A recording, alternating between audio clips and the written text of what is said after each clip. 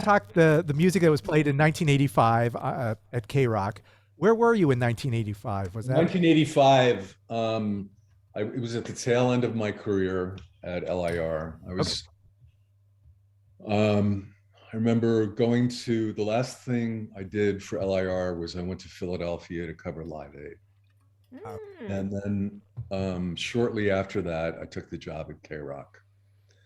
So, this list that you guys have been working on, 85, was not, I'm familiar with the entire list, but it wasn't like I was playing all of those songs at that time. Well, it's a good excuse just to check out this Yeah. music. Were you at Live Aid, or were you in Philadelphia, or were you? Yes. Oh, wow. Okay, you can give us a little insight Yeah. once we get it to number 49.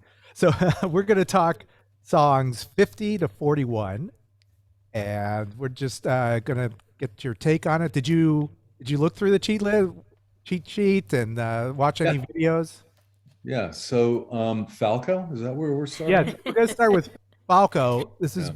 this number 50, Vienna Calling.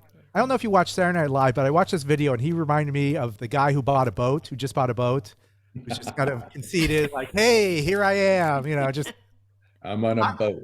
I'm on. Yeah, Falco reminded me of I'm on a boat type guy. Like I love this attitude that he personifies. I thought it was kind of fun. What do you remember of Falco and Vienna Well, Calling? I mean, Falco for me, because Der Kommissar was a song that I played.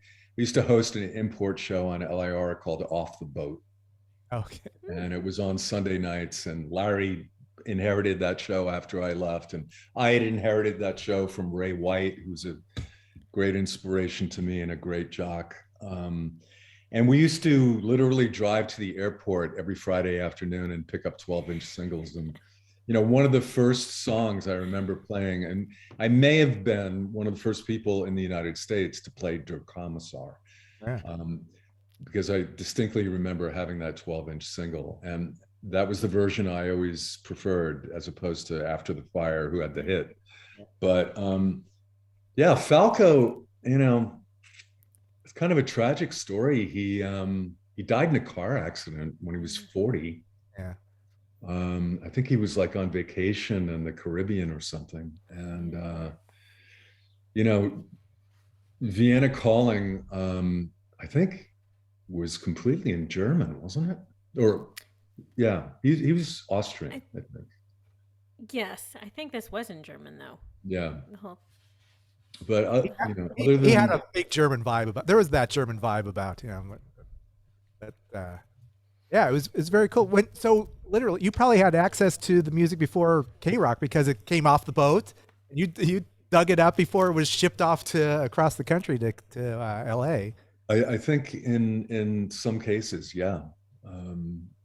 Thomas Dolby, Thompson Twins, Culture Club, Susie and the Banshees. I mean, it's a long list of records that I think had their first exposure on that Sunday night show at LIR. All right. So explain what was in this box on Fridays. Was this something you ordered, or was it just something that So how- there was a company that was literally, they were based at LaGuardia. No, Kennedy, JFK, and we would drive there. The label was Important Records. Does that ring a bell with you guys at all? not I at all? don't remember. Yeah. But So no, live by your name. Okay. they back when imports were a thing, they got these 12-inch singles and remixes, and literally every Friday they would get their shipment. And I would drive to the airport, meet this guy, Jim. Jim would take me into the warehouse. He'd be like, here, take this. And I'd walk out with a stack of records. And then from Friday afternoon until Sunday night at 10 o'clock, would listen to everything and then try to come up with 60 minutes worth of music. That's fun to